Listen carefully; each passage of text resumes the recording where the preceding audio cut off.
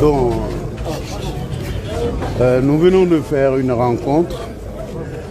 Nous avons entendu les mesures adoptées par les chefs d'État de la CEDEAO. Nous avons bien compris l'importance de cette réaction pour notre pays.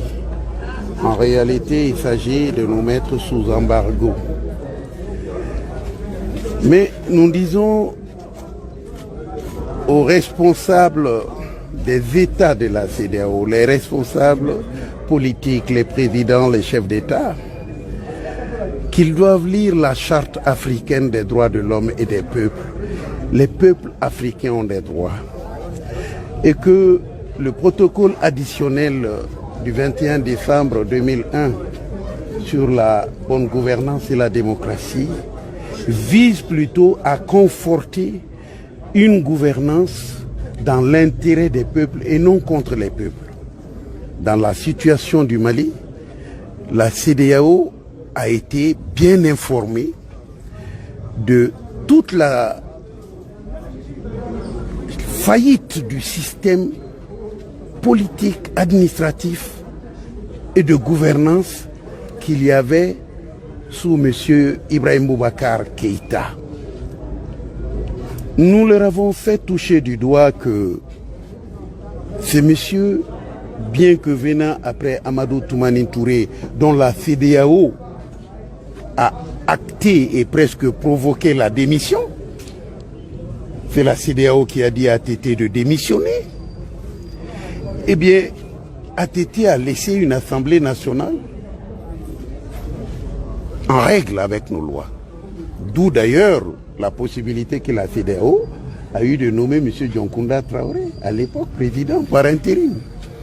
Toutes nos institutions étaient en place et aucune règle n'avait été violée par rapport à notre constitution. Alors, ils ont accepté que ce président-là démissionne. Maintenant, on n'accepte pas la démission de M. Ibrahim Boubacar Keïta. Il y a deux poids, il y a deux mesures. Mais en réalité, peut-être que la situation propre des chefs d'État, chacun dans son pays, n'était plus la même. Ça a changé. M. Alassane Ouattara n'avait pas encore 10 ans, il ne voulait pas d'un troisième mandat. M. Alpha Condé n'avait pas encore 10 ans, il ne voulait pas d'un troisième mandat. M. Youssouphi venait d'arriver, il n'était pas en train de terminer son... Bon, moi je vois qu'il y a comme, j'allais dire, une interprétation non pas téléologique des textes de la CEDEAO, mais une interprétation littérale, ce que nous appelons en droit l'interprétation la plus pauvre et la plus caractéristique de la restriction qu'on veut mettre dans l'interprétation et la compréhension des choses. Donc quand on dit cela, je voudrais dire que la CEDEAO n'a pas dans ses textes non plus aucune disposition de sanction des peuples. Pourquoi elle ne l'a pas? Parce que les peuples sont souverains.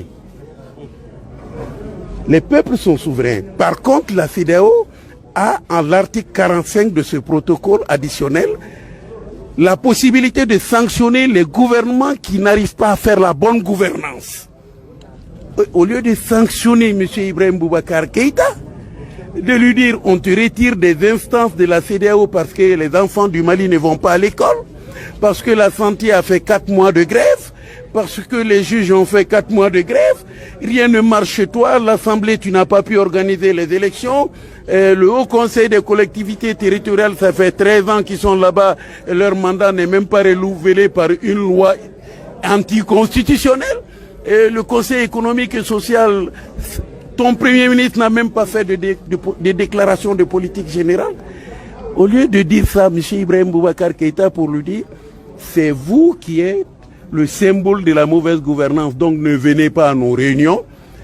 Ils sont prêts à faire une visioconférence avec M. Ibrahim Boubacar Keïta, le plus mauvais élève de la CEDEAO, mais ils sont prêts à sanctionner le peuple, l'un des peuples les plus courageux de la CEDEAO. Nous avons pris notre destin en main et que la CEDEAO sache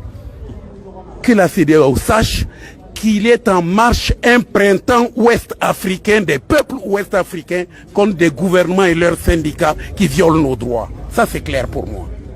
Le combat va continuer et nous allons gagner ce combat contre ce genre de dirigeants à la vue restreinte, dans une sorte de dépression administrative, politique, et qui restreint nos droits et qui veut nous comprimer, si ce n'est nous confiner dans leur ignorance totale de l'application de leurs propres droits. Nous ne serons pas confinés. Nous, on n'est pas au Covid-20. Le Covid-19, on n'a pas la solution, mais la CEDEAO, c'est le Covid-20. Excusez-moi. Bonsoir. Le comité stratégique du M5 RFP vient de terminer une session spéciale.